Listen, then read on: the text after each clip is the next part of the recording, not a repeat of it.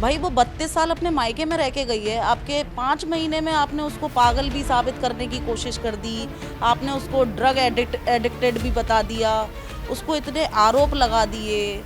और उसकी माँ के आप उसकी जो गिरीवाला सिंह है उसके आप बयान सुनिए, पौधों को पानी नहीं देती थी, पूजा नहीं करती थी, शिव जी के व्रत नहीं रखती थी। ये कहाँ कहाँ की मतलब ये लॉजिकल है ये चीज़ें, मतलब ये बोल रही है वो इतनी इंडिपेंडेंट गलती, उतना कैलिबर था उस लड़की में कि वो ये स्टेप कभी नहीं ले सकती।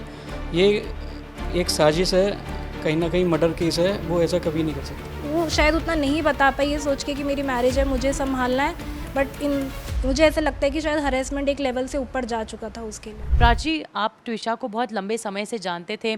सबसे पहले हम बात करते हैं कि जो अभी हो रहा है, 1 हफ्ते से भी ज़्यादा का समय बीत चुका है, समर्थ का पता नहीं है, सेकेंड बार पोस्टमार्टम भी नहीं किया जा सकता, ऐसा भी कोर्ट ने खारिज कर दिया है जो याचिका दायर की थी। प्राची, ये बताइए कि ट्विशा किस तरह की लड़की थी जिस तरह के आरोप गिरबालाजी फिलहाल इस वक्त लगा रहे हैं? जैसे गिरीवाला सिंह जो उस पर आरोप लगा रही हैं, वो आप लड़की की वीडियोस देख के आप पता कर सकते हैं वो किस टाइप की लड़की थी। आपको खुद समझ में आ जाएगा कि गिरीवाला सिंह क्या कहना चाह रही है और वीडियोस क्या कहना चाह रहे हैं। आप लड़की मतलब देखेंगे उसमें कितनी खुश है अपनी शादी की वीडियोस में, या शादी से पहले भी उसकी कुछ वीडियोस इंस्टा वगैरह या रील वगैरह में आ रही हैं, वो देखो आप कितनी खुश है। वो आप कह सकते हो कि वो डिप्रेशन में या वो पिल्स लेती है। उसको 5 महीने में ऐसा कर दिया गया कि वो डिप्रेशन में आ गई, पिल्स लेने लगी। ऐसा कैसे? आपने उसको हैरेस करा, आपने उसको परेशान करना मतलब इतना परेशान कर दिया कि वो 5 महीने में पागल भी आपने साबित कर दिया उसको। ड्रग्स भी लड़की लेने लगी, या जो भी चीज़ें मतलब वो 5 महीने में हो गया। क्यों भाई? वो 32 साल अपने मायके में रह के गई है, आपके 5 महीने में आपने उसको पागल भी साबित करने की कोशिश कर दी, आपने उसको ड्रग एडिक्टेड भी बता दिया, उसको इतने आरोप लगा दिए।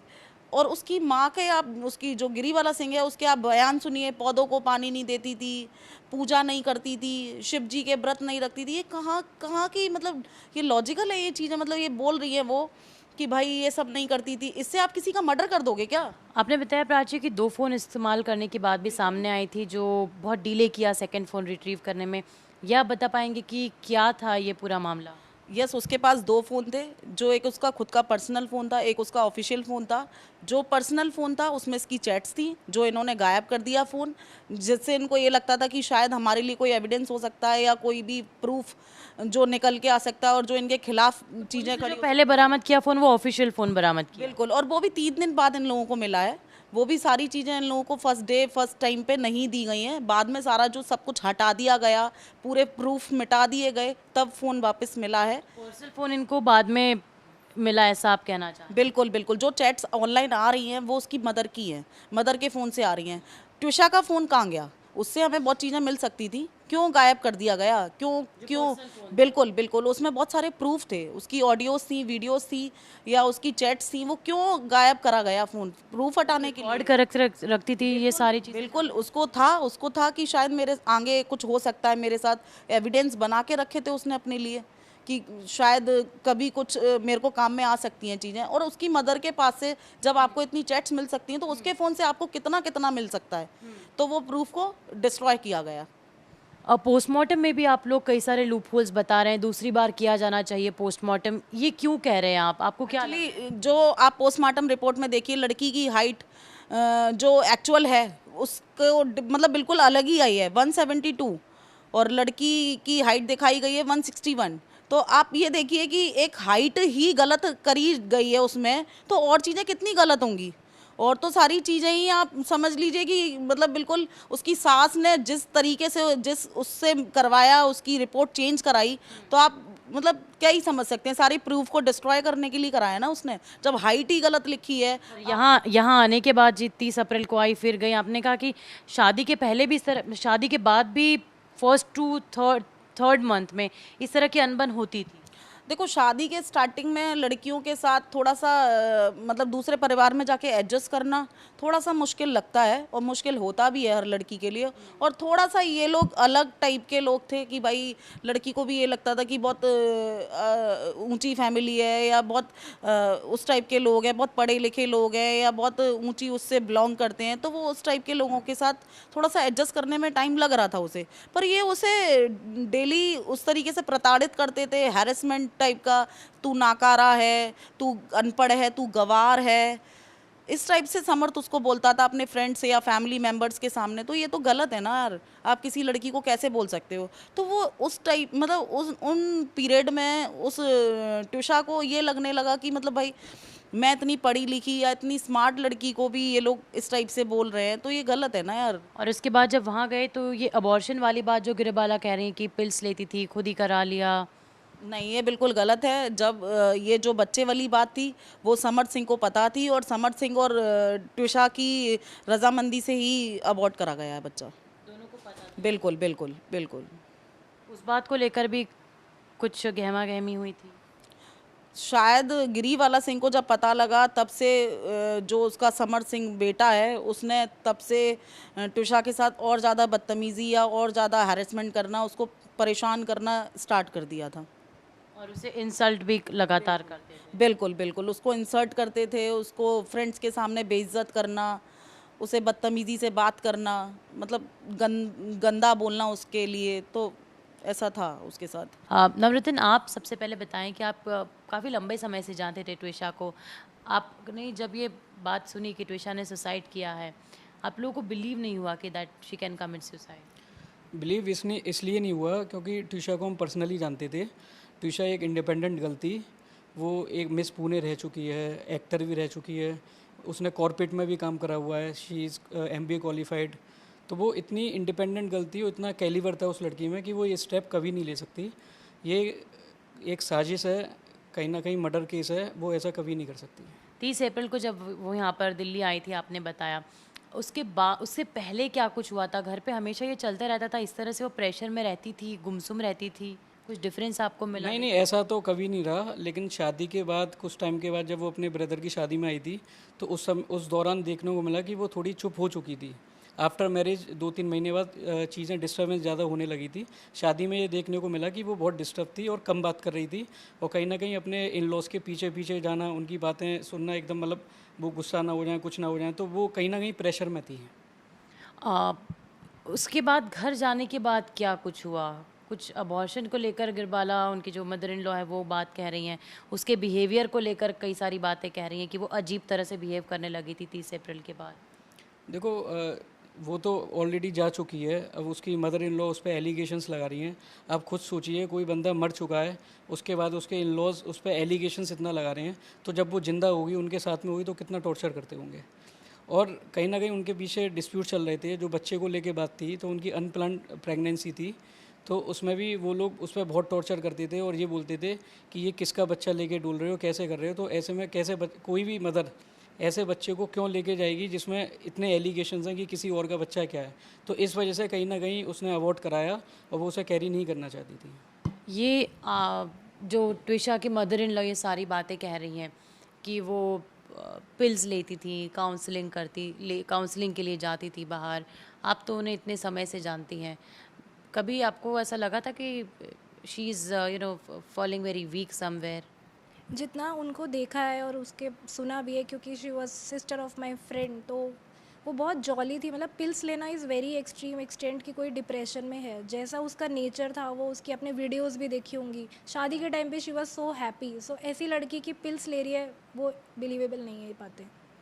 Apart from that, did she ever, spoke to you or her family members or friends even? Did she share something like this of what sort of things are going on in her life? She shared not directly, but आपकी chat से आप देख सकते हैं, उन्होंने अपनी mother को share किया था कि मेरे साथ मैं फंस चुकी हूँ, मुझे ले जाओ यहाँ से। एंड इन बिटवीन शायद उनके पेरेंट्स ने उन्हें समझाया कि रिलेशनशिप है, उसने एडजस्ट भी किया, बट वो शायद उतना नहीं बता पाई, ये सोच के कि मेरी मैरिज है, मुझे संभालना है। बट मुझे ऐसा लगता है कि शायद हरेसमेंट एक लेवल से ऊपर जा चुका था उसके लिए। क्यों करते थे हैरेसमेंट, किस बात को लेकर? रीज़न हमें नहीं पता एग्जैक्टली, बिकॉज उसने उतना डिटेल में नहीं बताया, बट ऐसे ही लगता है कि पहले तो उसकी जॉब के लिए उसने जॉब छोड़ी, बिकॉज उसे भोपाल शिफ्ट होना था। और तो जॉब कहाँ करती थी और फिर क्यों छोड़ी? वो यहाँ नोएडा में जॉब करती थी, कोई मार्केटिंग एजेंसी थी, वहाँ पे उसका करियर बिल्ड कर रही थी।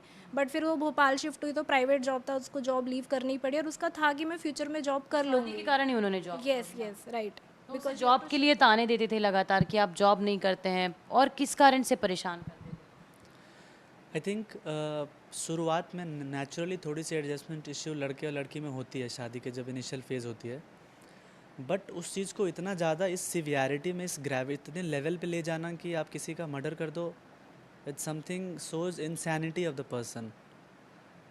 और हर व्यक्ति का वे ऑफ लिविंग होता है शादी करने के बाद। ऐसा नहीं कि बिल्कुल आपके हिसाब से आदमी ढल जाएगा। फॉर एन एग्जांपल, आपके रहने की स्टाइल अलग है, किसी के रहने की स्टाइल अलग है।